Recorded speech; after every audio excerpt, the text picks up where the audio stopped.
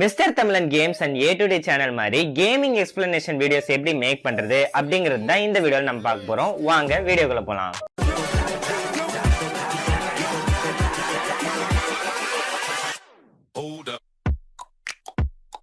So வீடியோக்குள்ள போறதுக்கு முன்னாடி சில டிஸ்கிளைமர்ஸ். நான் இருந்துட்டு இந்த வீடியோல இருந்துட்டு பாத்தீங்கன்னா அதிகபட்சமான விஷுவல்ஸ் போட போறது இல்லை.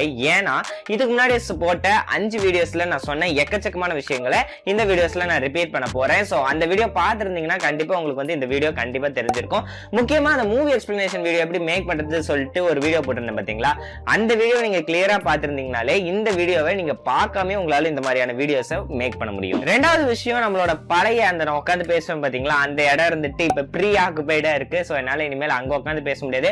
சோ வேற இடங்கள்ல ட்ரை பண்ணலாம்னு இருக்கேன். எந்த இடம் பெஸ்டா இருக்கு அப்படிங்கறத ப்ளீஸ் கமெண்ட் பண்ணுங்க. இப்போ வாங்க நம்ம கண்டென்ட் குள்ள போலாம். சோ ஃபர்ஸ்ட் எக்யூப்மெண்ட்டை பொறுத்த வரைக்கும் எனக்கு என்னென்ன தேவைப்படும் அப்படின்னு பாத்தீங்கன்னா, கண்டிப்பா இருந்துட்டு ஒரு லேப்டாப் தேவைப்படும். ஏன்னா இந்த மாதிரியான கேமிங் வீடியோஸ் நீங்க பாத்திருக்கீங்கன்னா தெரியும், கிட்டத்தட்ட 12 மணி நேரம் 14 மணி நேரம் 5 மணி நேரம் அட்லீஸ்ட் வரும்னு வச்சுக்கோங்களேன். சோ இவ்வளவு தூரம் பெரிய வீடியோஸ் இருந்துட்டு கண்டிப்பா நம்மளால நம்ம போன்ல வச்சிருக்கிறதே கஷ்டம் நிறைய பேருக்கு. இல்ல அதை எடிட் பண்றதுன்றது முடியாத காரியம். சோ அதனால கண்டிப்பா இருந்துட்டு ஒரு லேப்டாப்ங்கிறது மஸ்ட்.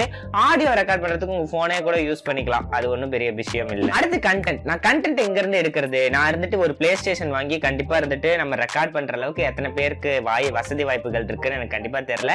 சோ கண்டிப்பா பிளே ஸ்டேஷன் நம்ம யூஸ் பண்ண போறது இல்லை. சோ வேற இடத்துல இருந்து எடுக்க போறோம். இதுல பாத்தீங்கன்னா 2 வகைகள் இருக்கு. ஒன்னு ஆல்ரெடி பாத்தீங்கன்னா நான் சொன்னேன்ல 14 மணி நேரம் 17 மணி நேரம் கூட இருக்கும் அப்படின்ட்டு. சோ அது மாதிரியா இருக்கக்கூடிய வீடியோஸை முழுக்க டவுன்லோட் பண்ணி அதை முழுசா இருந்துட்டு பாக்குறது. இல்லனா இங்கிலீஷ்லயே பாத்தீங்கன்னா இப்ப நம்ம ஊர்ல எப்படி மிஸ்டர் தமிழன் A2D சேனல்லாம் இருந்துட்டு இது மாதிரி கேம் ஸ்டோரி வந்துட்டு எக்ஸ்பிளைன் பண்ணி போடுறாங்களோ, அதே மாதிரி வெளிநாடுகள்லயும் எக்ஸ்பிளைன் பண்ணி போடுற ஆளுங்க வந்து இருப்பாங்க.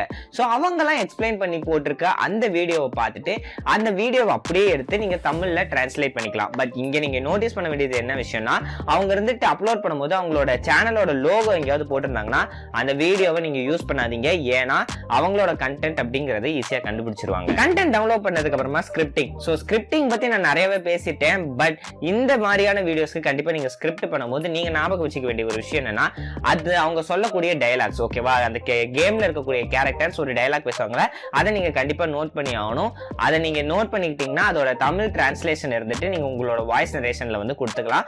நீங்க இருந்துட்டு நார்மலா எப்படி வாய்ஸ் வந்து நரேட் பண்ணுவீங்களோ, எப்படி வந்து இதுக்கப்புறம் இது அப்படின்னு சொல்லிட்டு ஒரு மூவி எக்ஸ்பிளனேஷன் வீடியோக்கு எந்த மாதிரி ஸ்டோரி சொல்வீங்களோ அதே மாதிரி இதுக்கும் நீங்க தாராளமா ஸ்டோரி சொல்லலாம். சண்டை போட வேண்டிய இடத்துல மட்டும் நீங்க தாராளமா சண்டை போடவில்லை.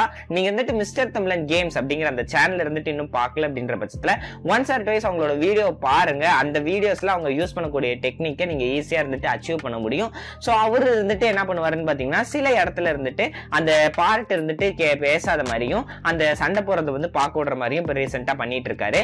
சோ அது மாதிரி நீங்க பண்றதுக்கு என்ன பண்ணலாம்னா, உங்களோட மெயின் ஆடியோ இருக்குல்ல, அந்த மெயின் ஆடியோவை 2ஆ பிரிச்சுட்டு அந்த சண்டை போடுற பார்ட்டை மட்டும் நீங்க விடலாம். பட் எல்லா சண்டை போடுற பார்ட்டையும் வந்து காட்டிட்டு இருக்காதீங்க. அது வந்து ரொம்ப தூரம் வீடியோ லென்த் இழுத்துருன்றனால ஓரளவுக்கு ஷார்ட் பண்ணி கொஞ்சமா மட்டுமே நீங்க வச்சு அந்த சண்டை போடுற பார்ட்டை வந்து நீங்க ஓட்டலாம். இதுக்கப்புறமா நீங்க எடிட் பண்றதெல்லாம் பாத்தீங்கன்னா speed and duration and splitting மட்டும்தான். வேற எதுவுமே இதுல இருந்துட்டு நீங்க ஒர்க் பண்ண தேவையில்ல.